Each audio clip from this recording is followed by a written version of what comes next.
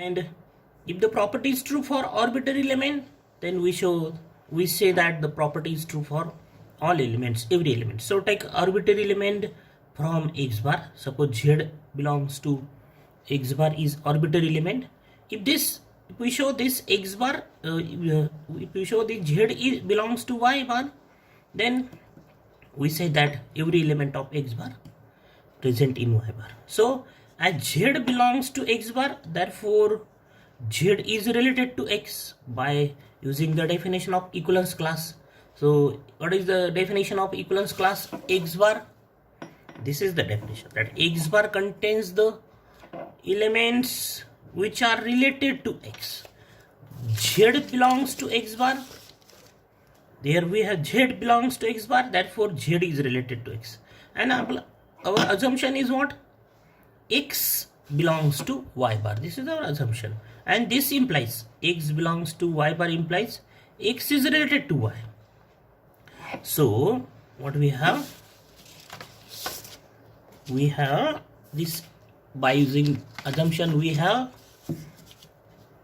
x related to y and this z related to x. That is what we have, z related to x, right? First that z related to x and x related to y. So from this our assumption, x related to y and z belongs to x bar, therefore z related to x. So what we have, that z related to x and x related to y, and this two statement indicates that z related to y. Why? Because this wiggle is a transitive relation. Why is transitive relation? Because in theorem what is given, that this wiggle be an equivalence relation on x, means this wiggle is reflexive, wiggle is symmetric, wiggle is transitive, and therefore by using the third condition, that transitive condition, z related to x and x related to y, therefore z related to y, and this implies z belongs to y bar. So what we have that x related to z belongs to x bar, then z belongs to y bar, and this implies that every element of x bar belongs to y bar. Why we say every element of x bar belongs to y bar? Because this z is the arbitrary element of x bar and that belongs to y bar, present in y bar. So we say the condition is true for arbitrary element, and so we say that every element of x bar belongs to y bar, present in y bar, and this implies that x bar is subset of y bar. This is part 1. Now in the same manner we show that y bar is subset of x bar. When y bar is subset of x bar, take any element belongs to y bar and show this element present in x bar, be arbitrary element, be any element. Then z belongs to y bar, therefore z is related to y, and by assumption what we have, as we have from this that z related to y, and by assumption we have x is related to y. So what we have, z is related to y and y is related to x. Why we can write x related to y instead of x related to y, y related to x? Because this wiggle is a symmetric relation. Wiggle is equivalence relation, that's why wiggle is symmetric relation, and if the relation is symmetric, then x related to y implies y related to x, and now we have x z related to y, y related to x, therefore z related to x as y, because wiggle is a transitive relation. Write reason on the right side of the statement, that Why this z related to x? Because z related to y and y related to x, and this implies z belongs to x bar by using the definition of equivalence class. Z related to x, therefore z belongs to x bar, and z is the element of y bar, and then z belongs to x bar. So we say that every element of, therefore we say that every element of y bar belongs to x bar, present in x bar, and this implies y bar is subset of x bar. Suppose this is second one, then from 1 and 2 we have x bar is equal to y bar. Why we have x bar is equal to y bar? Because x bar is subset of y bar. Here we have x bar is subset of y bar, and y bar is subset of x bar, therefore x bar is equal to y bar. This is the part 1. Then part 2 of the theorem number 2. What is theorem number 2? That x bar, x belongs to y bar if and only if x bar is equal to x bar. X bar is equal to y bar. Then assume this q. Assume that in part 2 x bar is equal to y bar, and to show x belongs to y bar, the second part of this theorem number 2, that x belongs to y bar if and only x bar is equal to y bar. So this proof of this theorem, this is if and only type theorem.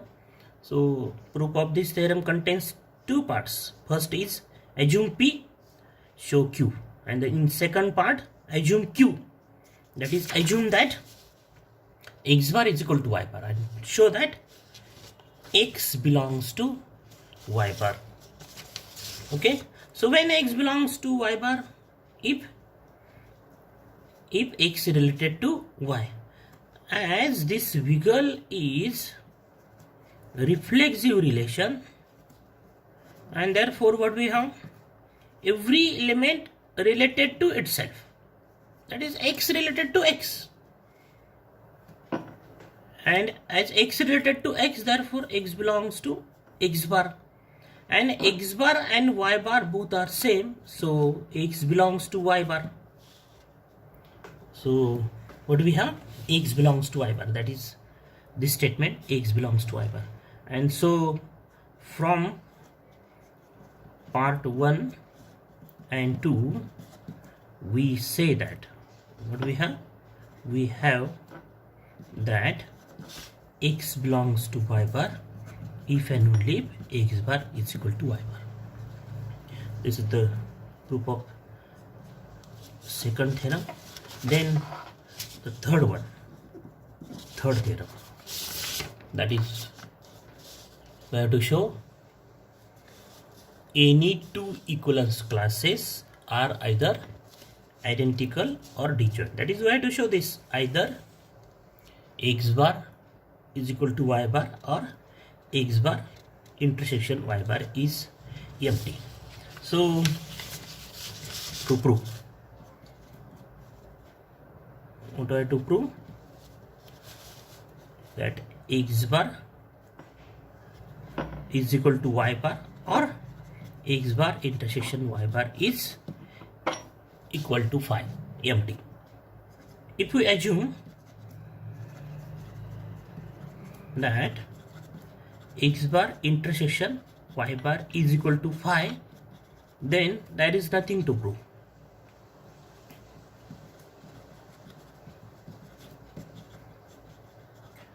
Then there is nothing to prove, because when this statement is true, this compound statement, x bar is equal to y bar or x bar intersection y bar is phi, this statement is a compound statement. This statement contains 2 statements, that x bar is equal to y bar and another statement is x bar intersection y bar is equal to 5. So, and these two statements are joined by the logical connectives OR, and we know that when P or Q is true, if both P and Q are true or one of them is true, then P or Q is true. When P or Q is true, if one of them is true, and when this P or Q fails, if both are, when this P or Q is false, if both P and Q are false. Okay, so if we assume this is true, if we assume x bar intersection y bar is equal to 5, then this total compound statement, this whole statement is true, and so there is nothing to prove, and that's why assume that, and so assume that x bar intersection y bar is not equal to 5. That is, the statement is false, not equal to 5. And then now do I have to prove another statement is true, that x bar is equal to y bar. To prove x bar is equal to y bar, x bar is equal to y bar. So as therefore this x bar intersection y bar is empty, means this set x bar intersection y bar contains at least one element. So let z belongs to x bar intersection y bar. Why at least this set x bar intersection y bar? This set is not equal to 5, means this set is non-empty, means set contains at least one element. So suppose z is the element of x bar intersection y bar, and therefore z belongs to x bar and z also belongs to y bar. What is the intersection of two sets? Intersection of two sets is the set of common elements that belongs to both sets. So z belongs to x bar intersection y bar, therefore z belongs to x bar and z belongs to y bar, and z belongs to x bar, therefore z related to x, and z belongs to y bar, therefore z related to y, by using the definition of equivalence class. And this implies we write instead of z related to y as x related to y, x related to z. Instead of z related to x, we write x related to z. Why? Because this wiggle is symmetric relation, and therefore if z related to x, then x related to z, and this z related to right as it is z related to y. So what we have, x related to z and z related to y, and this wiggle is a transitive relation, are given in theorem that the relation is reflexive, symmetric and transitive.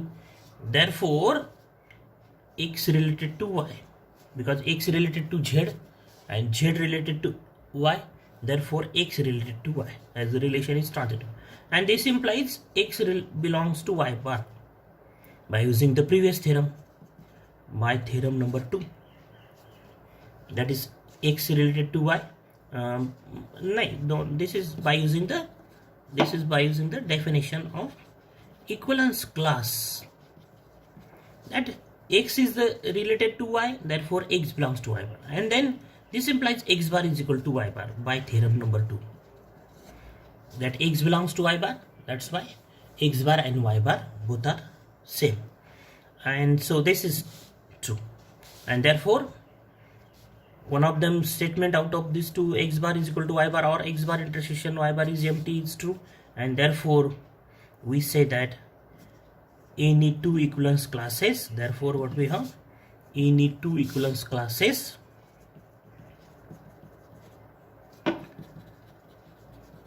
are either identical or disjoint, and we observe this in the previous example that any two equivalence classes are either identical or disjoint.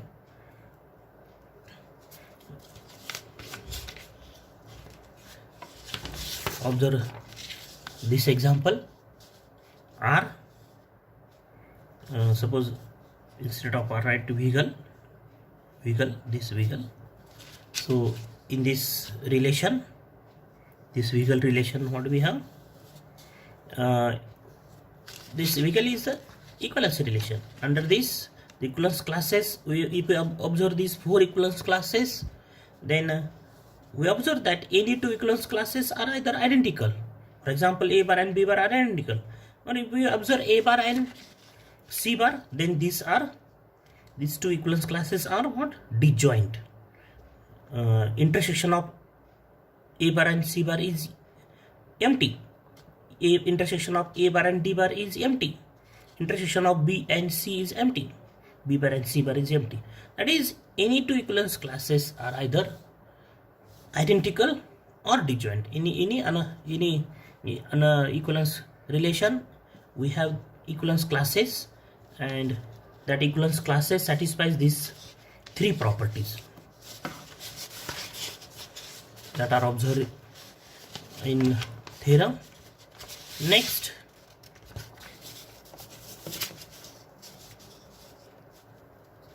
partition of set. The partition of set. The definition of partition of set. Let X be any set. Then partition, suppose denoted by capital P, is the set of subsets of X satisfying the following properties. Number one, the union of all Pi is equal to capital X. What are these Pi? Pi are the elements of P. All elements. Union of all Pi is X, is the set X, and the second condition is two elements, any two distinct elements are disjoint, their intersection is empty for all Pi and Pj belongs to P. That is, the intersection of two elements from the capital P is empty. For example, let X be the set, contains four elements A, B, C, D. Then the partitions,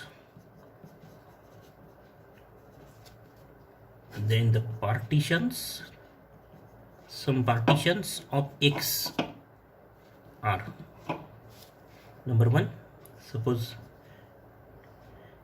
denoted by capital P, and this is the set of sets, subsets. Suppose singleton A, singleton B, and set CD. So this is what? This is one of the partition of the set X, because this set satisfies this property, that is